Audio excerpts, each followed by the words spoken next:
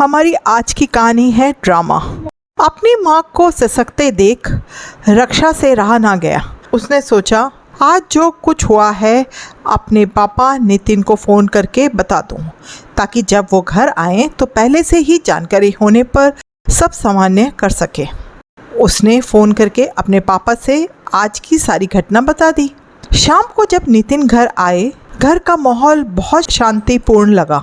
ना आज टीवी पर माँ कोई प्रवचन सुन रही थी, ना रसोई में सुमन के काम करने की कोई आहट।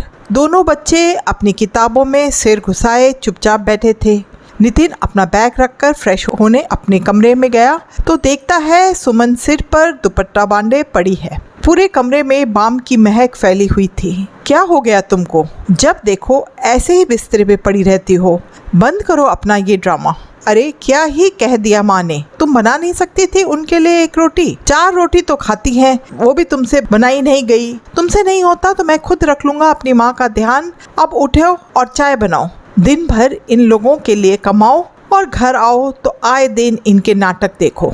नितिन ने गुस्से में सुमन से कहा और कपड़े बदलकर माँ के कमरे में जाकर बैठ गया। उधर माँ भी उदास चेहरा लिए बैठी थी। जानती थी बेटा ऑफिस से आने के बाद माँ से मिलने तो आएगा ही।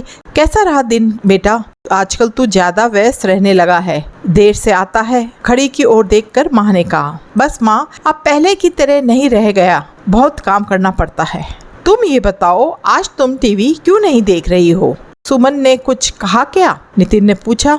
वो बस बेटा आज मन अच्छा नहीं लग रहा तो कमरे में आराम कर रही थी। बहू का क्या है, उसका तो हर दिन का एक जैसा ही रहता है, माँ ने कहा।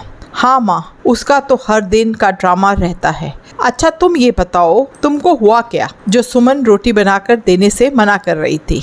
नितिन ने कहा, अरे बेटा आज सुबह मैं रक्षा को छोले खाते देखकर मैंने भी मंगा कर खा ली। उसके बाद मेरे पेट में दर्द होने लगा। दोपहर में बहू ने मुझे रोटी नहीं दी, बोलने लगी गीले चावल खा लीजिए, पेट के लिए सही रहेगा। पर मैं तो रोटी खाने की जिद कर रही थी। बहू मुझे नहीं दे रही थी तो खुद ही बनाने लगी। बहू मुझे बनाने से मना करने लगी। जब वो मेरे हाथ से बेलन ले रही थी और बोली नहीं मानती तो लाइए मैं बना देती हूँ रोटी, मैं भी जिद पर अड़ी कि अब मैं खुद बना लूँगी, तुमसे ना कहूँगी। छीना झपटी में बस बेलन जरा सा उसके सिर पर लग गया और महारानी सिर पकड़कर बैठ गई। अब क्या वो मुझे रोटी भी ना खाने देगी? माँ ने नितिन से कहा।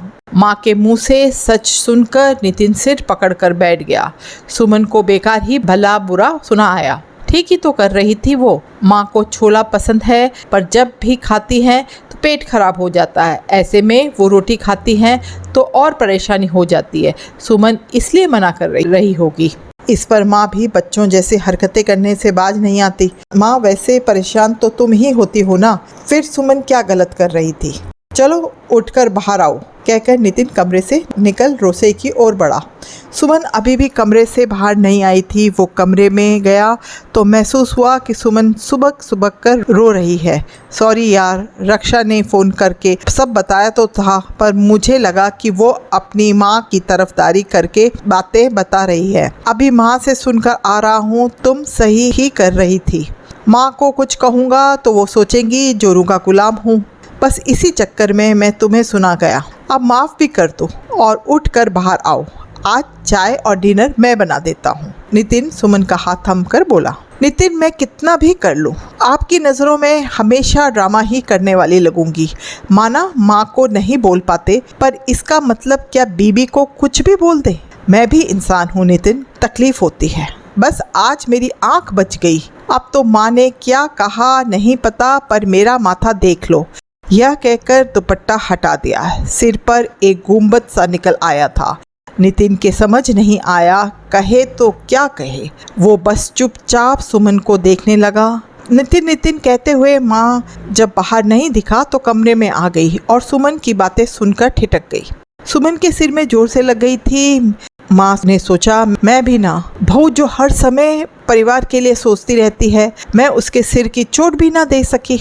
वो चुपचाप उधर से रसोई में गई और बर्फ़ निकालकर सुमन के कमरे में आई। देखूं कहाँ लग गई है जो मेरे बेटे से शिकायत लगा रही है, कहकर सिर पर दुपट्टा हटाकर उधर बर्फ़ की सिकाई करने लगी। बहू देख, मैं जानती हूँ तू मेरे भले के लिए बोल रही थी, पर तू मुझे मना कर रही थी तो मुझे गुस्सा आ रहा था। बहू हो तो मुझे कैसे मना कर सकती हो? नितिन तो कभी मना ना करता। यही बात मुझे चुभ गई और मैं खुद रोटी बनाने लगी, और देख इस चक्कर में तेरे सिर पर क्या हाल हो गया।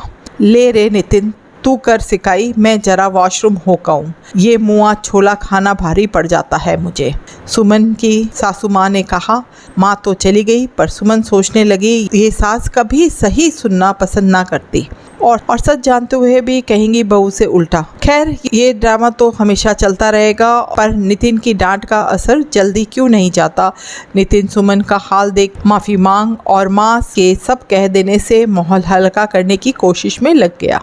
दोस्तों, यदि कहानी पसंद आई हो तो कहानी को लाइक एंड शेयर करें। चैनल पे नए हैं तो चैनल को सब्सक्राइब जरूर करें। चलिए मिलते हैं आपसे किसी और वीडियो में, तब तक के लिए राम राम, शब्बा खैर, अपना ध्यान रखिएगा।